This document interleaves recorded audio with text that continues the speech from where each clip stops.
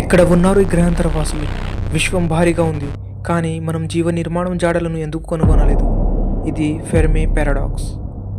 1950లో భౌతిక శాస్త్రవేత్త Enrico Fermi ఇలా అడిగారు: గెలాక్సీలో బిలియన్ల కొద్ది నక్షత్రాలు ఉన్నాయి, చాలా భూమి లాంటి గ్రహాలతో.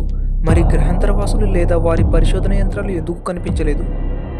గణితం ప్రకారం వారు ఇప్పటికే మనల్ని సందర్శించి ఉండాలి. బహుశా తెలివైన జీవులు చాలా అరుదు, లేదా నాగరికతలు అంతరిక్ష యాత్రకు ముందే నాశనం అవుతాయి.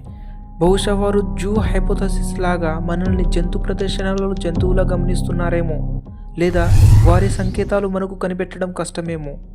డ్రేక్ ఈక్వేషన్ గ్రహాంతర నాగరికతల సంఖ్యను అంచనా వేస్తుంది, కానీ మనకు కీలక అంశాలు వారు ఎంతకాలం ఉంటారో తెలియదు. మనం ఒంటరిగా ఉన్నామా, లేక గ్రహాంతర వాసులు ఇప్పటికే ఇక్కడ ఉన్నారా మనం గుర్తుపట్టలేకపోతున్నామా? మీరు ఏమనుకుంటున్నారు? గ్రహాంతర వాసులు ఉన్నారా, లేక మనమే ఒంటరిగా ఉన్నామా?